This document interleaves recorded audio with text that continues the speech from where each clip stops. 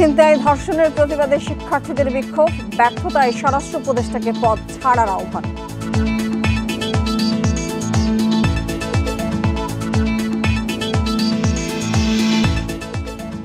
সংসদে সংস্কারের একমাত্র জায়গা মন্তব্য তারেক রহমানের, রাজনৈতিক স্থিতিশীলতা ছাড়া অস্থিরতা আরও বাড়ার শঙ্কা।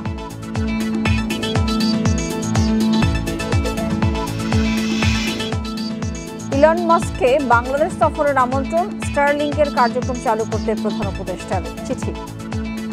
আইনশৃঙ্খলা পরিস্থিতি উদ্বেগজনক দাবি করে দ্রুত নিয়ন্ত্রণের দাবি জানিয়েছেন শিক্ষার্থীরা।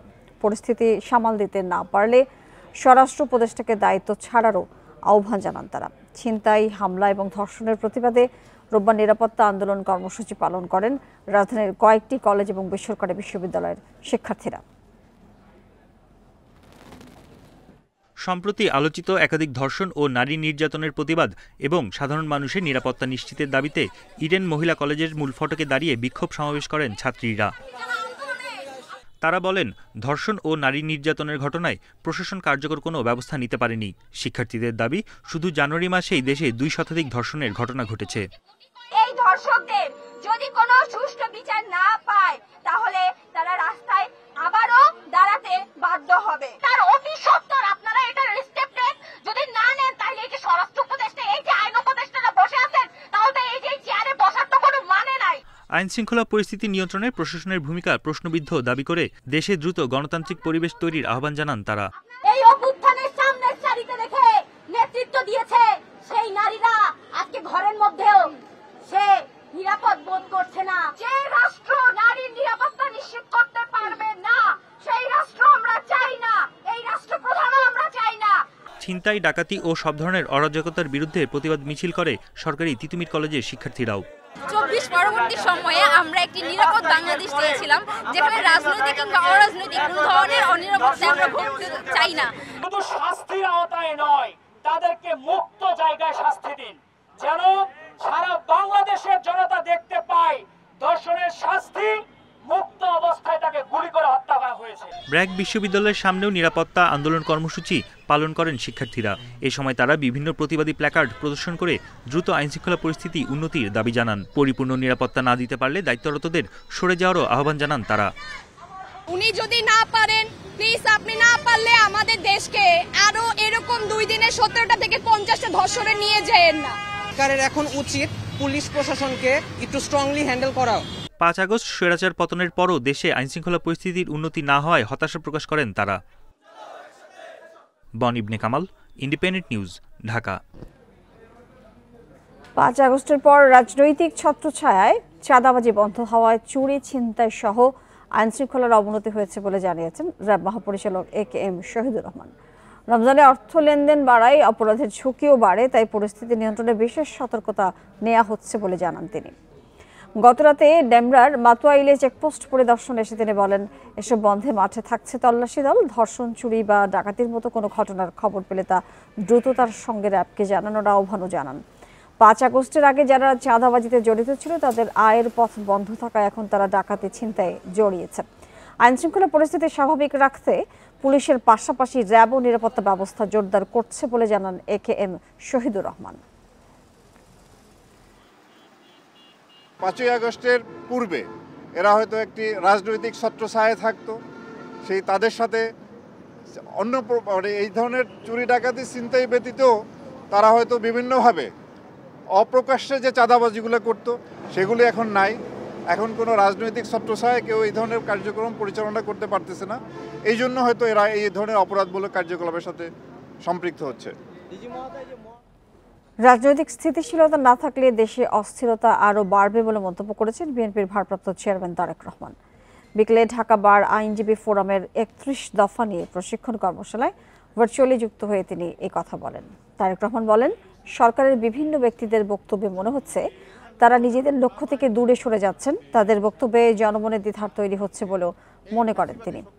বলেন, সংসদের সংস্কার বাস্তবায়নের একমাত্র জায়গা উল্লেখ করে বিএনপির ভারপ্রাপ্ত চেয়ারম্যান আরও বলেন, দেশ অস্থিতিশীল হলে অর্থনীতি সহ সব পেশা ক্ষতিগ্রস্ত হবে। সংসদকে কার্যকর করতে যত দেরি হবে অস্থিরতা ততই বাড়বে, আর দেশে অস্থিরতা বাড়লে কোনো সংস্কারই কাজে আসবে না। যখনই রাজনৈতিক অস্থিরতা থাকবে, রাজনৈতিক স্টেবিলিটি যদি আমরা এনশিওর করতে না পারি, তাহলে আমরা যে যত সংস্কারই ঘোষণা করি না কেন, যে যত নীতি গ্রহণ করি না কেন, কোনোটি সাকসেসফুল হবে না। রাজনীতি অস্থির হলে এটি এফেক্ট করবে অর্থনীতিতে, এবং অর্থনীতি এফেক্ট করবে সব কিছুকে। ডিসেম্বরে সংসদ নির্বাচন টার্গেট করে প্রস্তুতি নিচ্ছে নির্বাচন কমিশন। এর আগে যৌক্তিক সময়ে তফসিল ঘোষণা করা হবে। দুপুরে নির্বাচন কমিশন ভবনের সাংবাদিকদের এসব কথা জানান নির্বাচন কমিশনার মোহাম্মদ আনোয়ারুল ইসলাম সরকার। তফসিল ঘোষণার ক্ষেত্রে ইসি কারো মুখাপেক্ষী হবে না বলেও জানান তিনি।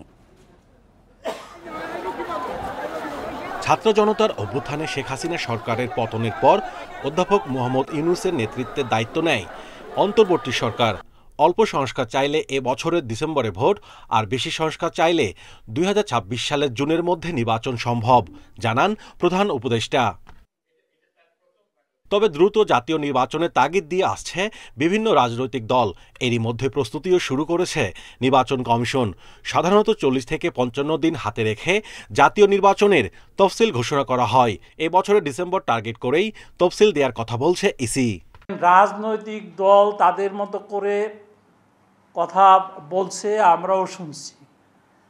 নির্বাচন কমিশন বাস্তবতার প্রেক্ষিতে নিরপেক্ষভাবে এবং তার প্রস্তুতি নেওয়া সাপেক্ষে আমরা ডিসেম্বরে নির্বাচন করার জন্য যে যৌক্তিক সময়টা আগে রাখতে হবে, সেই সময়েই আমরা এই শিডিউলটা ডিক্লেয়ার করব। যৌক্তিক সময়ে তফসিল ঘোষণায় কোনো চাপ নেই বলছে ইসি।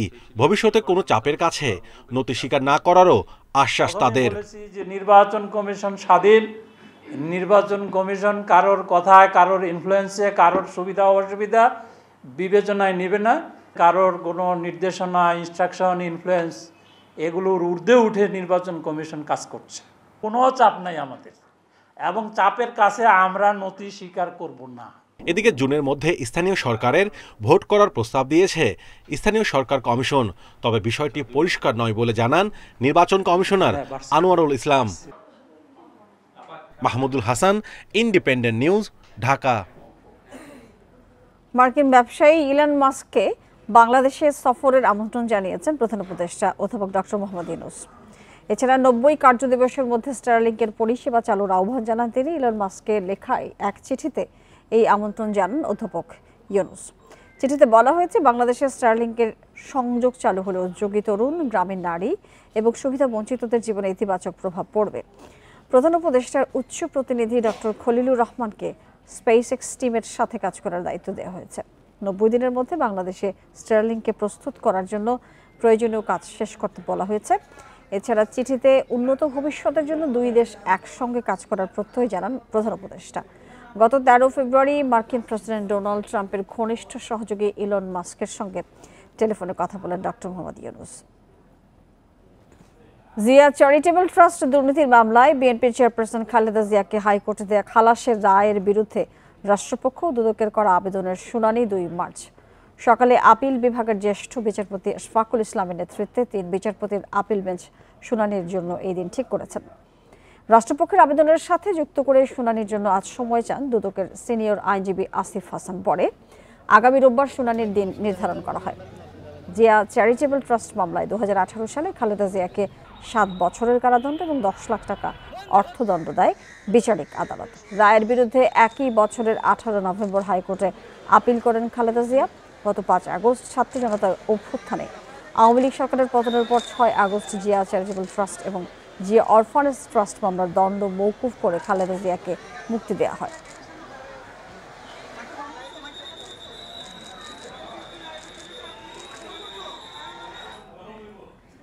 আগামী বছরের জুলাই থেকে ব্যক্তি শ্রেণীর আয়করদাতাদের জন্য অনলাইনে রিটার্ন জমা বাধ্যতামূলক করা হবে। সেই লক্ষ্যে এনবিআর কাজ করছে বলে জানিয়েছেন সংস্থার চেয়ারম্যান। রোববার রাজধানীর রাজস্ব ভবনে ইম্পোর্ট এক্সপোর্ট হাব এবং কাস্টমস স্ট্র্যাটেজিক প্ল্যানের উদ্বোধনী অনুষ্ঠানে তিনি এসব কথা বলেন। এ সময় দেশের 9টি প্রতিষ্ঠানকে অথরাইজড ইকোনমিক অপারেটর সনদ দেয় এনবিআর। আমদানি রপ্তানি বাণিজ্যে সনাতনী ব্যবস্থার কারণে পিছিয়ে পড়ছে বাংলাদেশ। অনেক ক্ষেত্রে বেড়েছে শুল্ক ফাঁকি। এমন পরিস্থিতিতে অটোমেশনের বিকল্প নেই বলে মনে করেন বিশ্লেষকরা। রাজস্ব আদায় সহজ করা, কার্যক্ষমতা বাড়ানো ও ভোগান্তি কমাতে এক্সপোর্ট ইম্পোর্ট হাব নামে একটি ওয়েবসাইট চালু করেছে এনবিআর, যার মাধ্যমে একদিকে আমদানি রপ্তানি সহজ হবে, অন্যদিকে স্বচ্ছতা বাড়বে বলে দাবি সংশ্লিষ্টদের।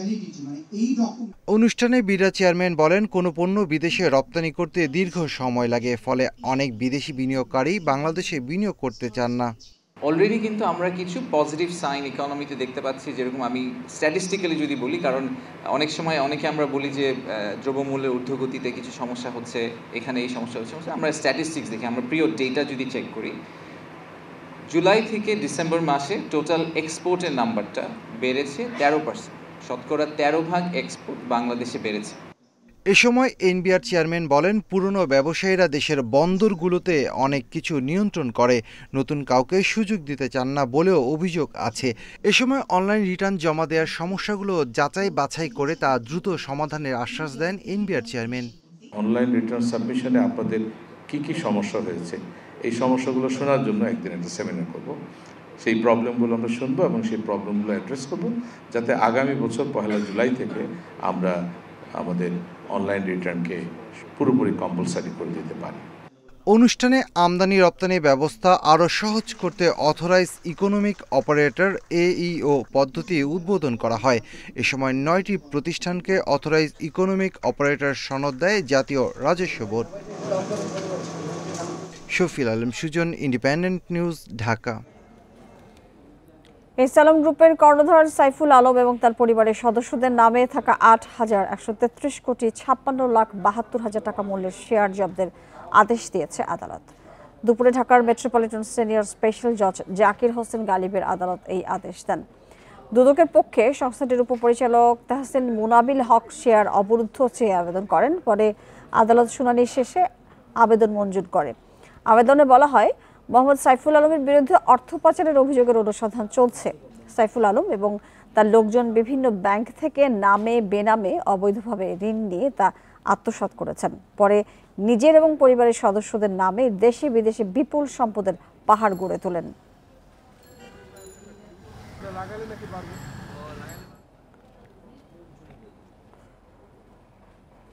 সুষ্ঠু ও উৎসবমুখর পরিবেশে নির্বাচন আয়োজনে স্থানীয় প্রশাসন, আইনশৃঙ্খলা বাহিনী সহ সংশ্লিষ্ট সবাইকে যথাযথ দায়িত্ব পালনের নির্দেশনা দিয়েছেন প্রধান নির্বাচন কমিশনার AMM নাসির উদ্দিন। দুপুরে কক্সবাজার জেলা প্রশাসকের সম্মেলন কক্ষে এক সভায় তিনি নির্দেশনা দেন। সিইসি বলেন, এই বছর ডিসেম্বরে এবং তা না হলে আগামী বছরের জুনে নির্বাচন হতে পারে, সেই লক্ষ্যে নির্বাচন কমিশন প্রস্তুতি নিচ্ছে। এই বছরের জুন মাসের মধ্যে ভোটার তালিকা চূড়ান্ত নির্দেশনা দেওয়া হয়েছে বলে জানান সিইসি।